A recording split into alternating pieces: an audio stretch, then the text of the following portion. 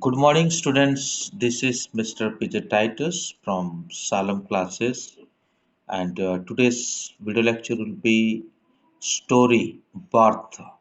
So this is for 11th class and chapter number 7, and that is from the book of Snapshot. And today we are going to discuss the summary, only summary of this chapter. So then after we will look the explanation of the paragraph. So so if anyone newly watching this video, so please subscribe it and press the bell icon also. So let's begin, and this video lecture will be in fully Hindi. Okay, so just I will read the summary and I will translate it only. So the birth story is an accept of he citadel. तो यहाँ पे एक ही citadel नाम का एक लेख है और वहीं से लिया हुआ एक खंड है द बर्थ, ओनली बर्थ। ठीक है, बर्थ का मीन्स जन्म, है ना। बर्थ का मीन्स जन्म लेना, ठीक है, जन्म होना, etcetera. It relates how a medical professional handle a child delivery case in a mysterious way and bringing back life in a seemingly dead or born child। तो ये हमें यहाँ पे देखा हम यहाँ पे देख सकते हैं कि कैसे एक मेडिकल प्रेशर, है ना, एक केस को हैंडल करता है। एक रहस्यमय केस होता है ये, और उसे हैंडल करता है। एक मरा हुआ बच्चा जन्म लेता है लेकिन बाद में, और उसको वो जिंदा कैसे कर लेता है ना। और ये बात को हम यहाँ पे देखते हैं। In doing so applies his medical textbook knowledge as well as institution, है ना। और अपने जो मेडिकल के टेक्स्ट बुक का नॉलेज से जो भी उसने पढ़ा है वो सब कुछ को उसने अप्लाई कर दिया है यहाँ पे। He finds the textbook knowledge also is not sufficient to handle such cases। और यहाँ पे वो ये अनुभव करते हैं कि कभी कभी क्या होता है कि जो टेक्स्ट बुक का जो नॉलेज होता है वो भी हमारे लिए क्या नहीं हो पाता, वो भी हमारे लिए सफिशिएंट नहीं हो पाता है ना। कभी कभी हमें प्रैक्टिकल नॉलेज भी होना जरूरी होता है। बहुत सारे ज्ञान हो, खाली किताबी ज्ञान अगर होता है तो भी ज़्यादा कुछ नहीं होता। आप अगर आप देखोगे, जो राजमिस्त्री होते हैं पढ़े लिखे नहीं होते, लेकिन कभी कभी उनका प्लानिंग ऐसा हो जाता है जैसे मतलब इंजीनियर भी चौंक जाता है ना। तो इसी प्रकार की बात है, कई बात एक्सपीरियंस से होता है और कई बात डिग्री से होता है। लेकिन डिग्री होने के साथ साथ भी यदि एक्सपीरियंस है तो और भी अच्छा है। कभी कभी हमारा डिग्री काम नहीं करता बल्कि हमारा एक्सपीरियंस काम कर लेता है। So the story expresses the anxiety and excitement of the doctor Andrew Manson and his team. अब यहाँ पे हम एक टीम को देखते हैं। एंड्रयू मानसन नाम का एक डॉक्टर है, उसका टीम के बारे में हम देखते हैं कि ये किस प्रकार से मतलब एक्साइटमेंट होकर के अपना कार्य को पूरा करते हैं।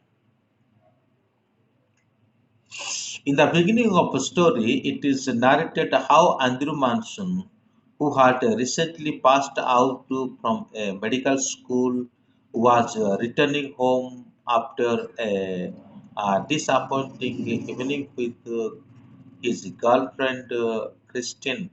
It was midnight, and when he reached near his house, he was requested by Joe Morgan to attend to his wife immediately. She was expecting her first child. Andrew agreed to go deposit late night। तो वहाँ पे यहाँ पे हम देखते हैं कि ये स्टोरी का जो शुरुआत होता है एक डॉक्टर के द्वारा, जो कि रिसेंटली और मेडिकल स्कूल में पढ़ कर के और आया हुआ है। और साथ ही साथ वो उस समय की बात है जब वो बिल्कुल डिसअपॉइंटमेंट होकर के अपने घर की तरफ आ रहा था। और किस बात की डिसअपॉइंटमेंट कि वो अपनी गर्लफ्रेंड के साथ उसकी लड़ाई हो गई थी जिसका नाम है क्रिस्टिन। और जैसे ये लगभग मिडनाइट की बात है और जैसे वो अपने घर के पास पहुंचने वाला होता है और तभी जो मॉर्गन नाम का एक व्यक्ति होता है वो वहां पे आता है और आकर के उसको कहता है कि वो तुरंत उनके साथ आए क्योंकि उसका जो वाइफ है वो अभी चाइल्ड डिलीवर करने का एक्सपेक्टिंग कर रही है।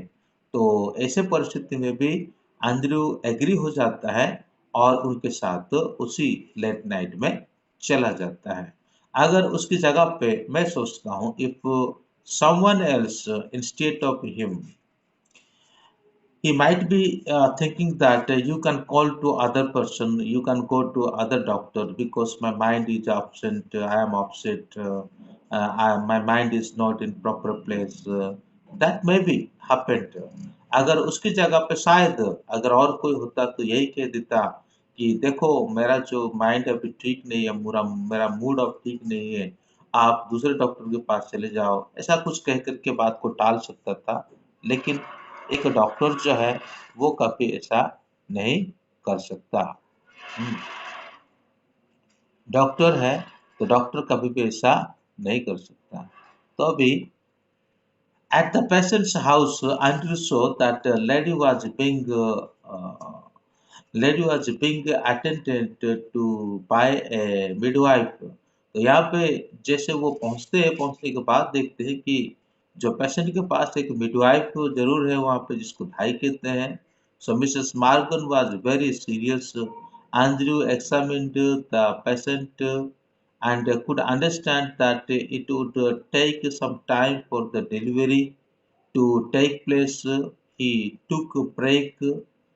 In this period, Andrew mind and started webbing in the stray thoughts. तो यहाँ पे जैसे वो वहाँ पे पहुँच गए, पहुँचने के बाद वो ये महसूस कर रहे हैं कि हाँ अभी क्या होने वाला है कि वो पेशेंट को चेक कर लिया, वो हालांकि सीरियस कंडीशन में है, लेकिन इस चेक करने के दरमियान उन्होंने ये पाया कि हाँ अब थोड़ा लेट हो सकता है। तो इसीलिए वो क्या किया और वहाँ पे कुछ खाली जगह मिल गया, वहाँ पे वो बैठ गया। He started thinking about Barnwell, who was foolishly devoted to a woman and who delivered him meanly. Then he thought of Edward Page, who was married to the ill-natured Bowden and was now living unhappy. Apart from his wife, Andrew thought all marriages were a dismal failure. In the meantime, Andrew had to go to attend the patient. तो जैसे उसको थोड़ा सा खाली समय मिलता है, अपने दोस्तों के बारे में वो विचार करता है, ठीक है। उनके कई दोस्त है जो कि एडवर्ड है, बॉर्नवेल है।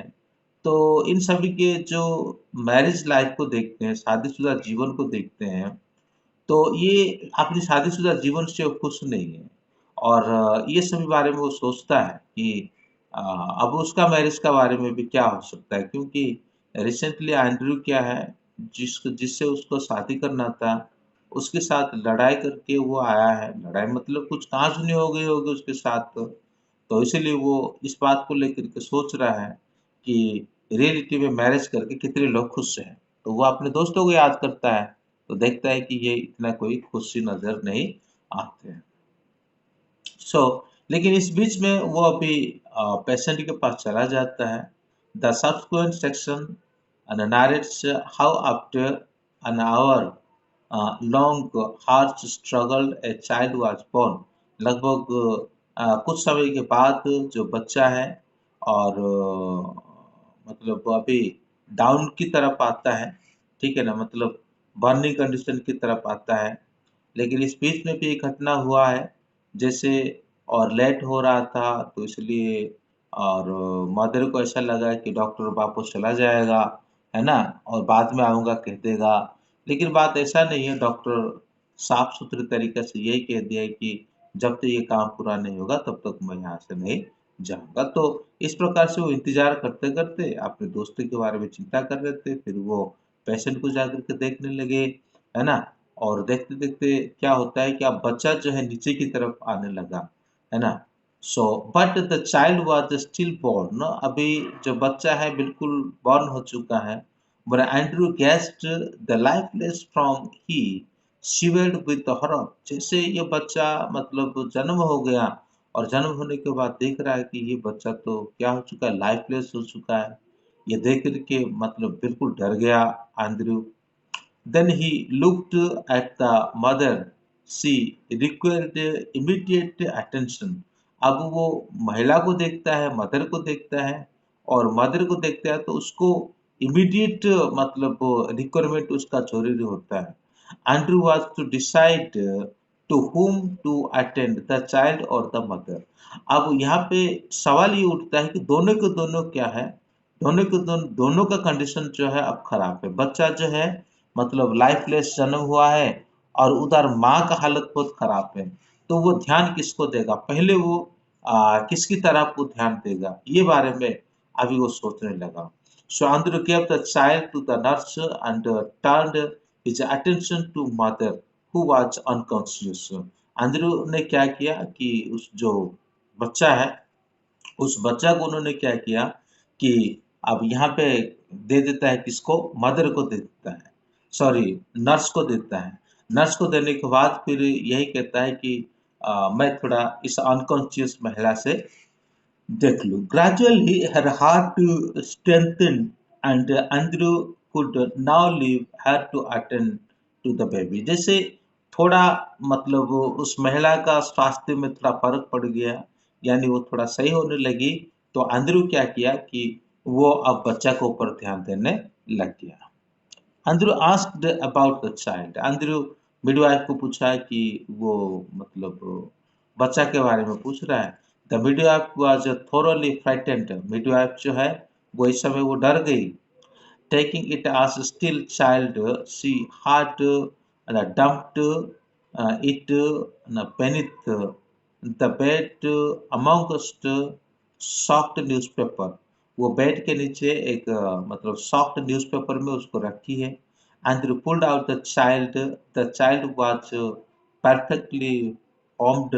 और चाइल्ड जो है मतलब उस चाइल्ड को वो निकाला और देखा कि बच्चा का तो किसी भी तरह कोई कमी नहीं है। मतलब उसका मतलब ऐसा नहीं है कि उसका हाथ नहीं है, पैर नहीं है, या तो फिर कोई विकलांग होकर पैदा हो गया हो। मतलब हर तरह से फिट है, ठीक है ना? हर तरह से फिट है, ऐसे कंडीशन में ये बच्चा पैदा हुआ है।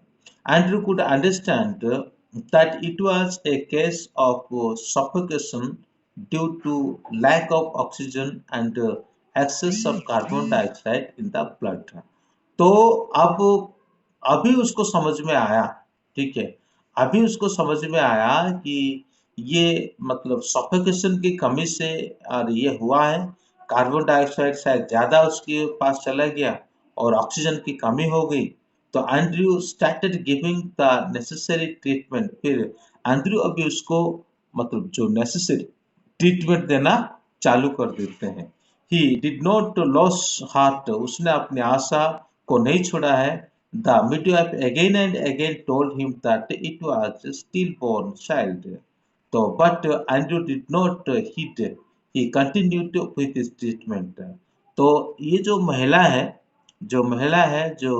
मतलब भाई है, वो बार बार उसको कहती है कि ये स्टिल बॉर्न चाइल्ड है, यानी मतलब मरा हुआ बच्चा है, इससे कुछ नहीं हो सकता।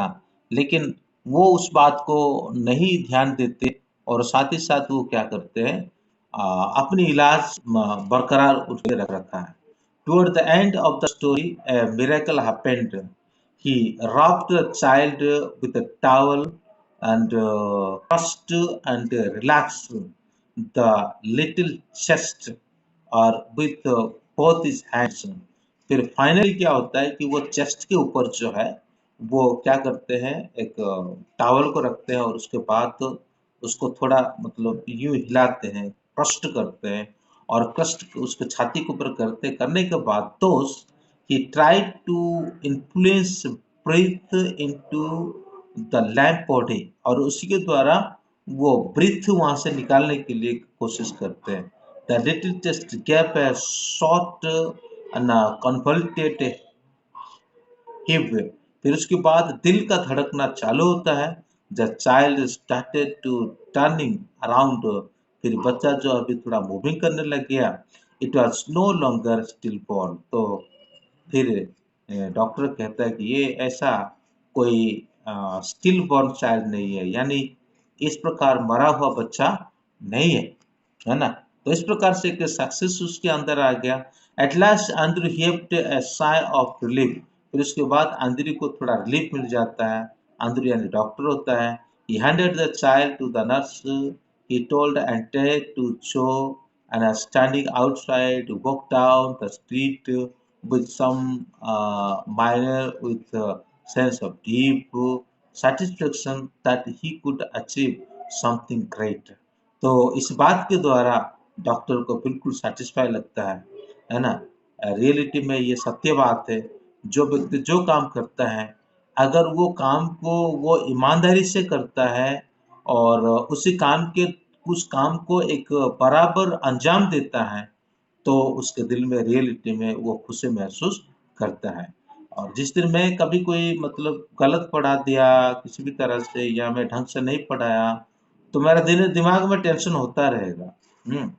और मैं फिर से कोशिश करूंगा कि भाई नहीं, और जो मेरे से गलत हुआ है उसको मैं फिर से सेटिस्फाई करने तक और मैं कोशिश करता हूँ हमेशा।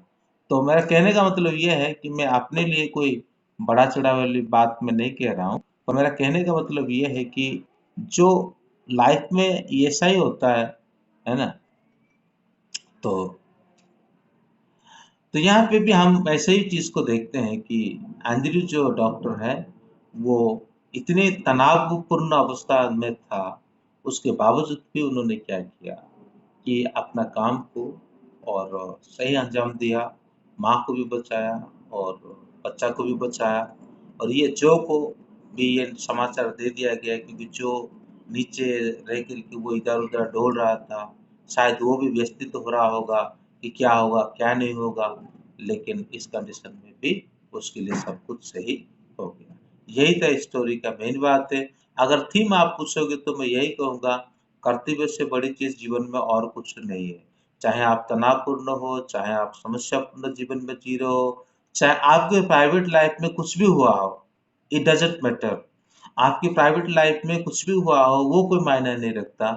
मायने ये रखता है कि आपके पास जो मतलब वो जिम्मेदारी है, उस जिम्मेदारी को आप कैसे निभाते हो। यहाँ पे उस डॉक्टर के बारे में हमने देखा है, जबकि थोड़ी देर पहले ही वो मानसिक तनाव होकर के आया था। उस समय वो मना कर सकता था, लेकिन उसने ऐसा मना नहीं करी। नर्स भी वहाँ पे बार-बार बोल रही थी कि बच्चा मरा हुआ है, क्यों उसके लिए टाइम खराब कर रहे हो? लेकिन फिर भी वो कोशिश करे जा रहा था, कोशिश करे जा रहा था। जैसे उसने पूर्ण रूप से कोशिश किया और उसका कोशिश में कामयाब हो पाया। तो इसी के साथ आज का लेक्चर यहीं पूरा होता है। Thank you. May God bless you. Keep learning and keep practicing.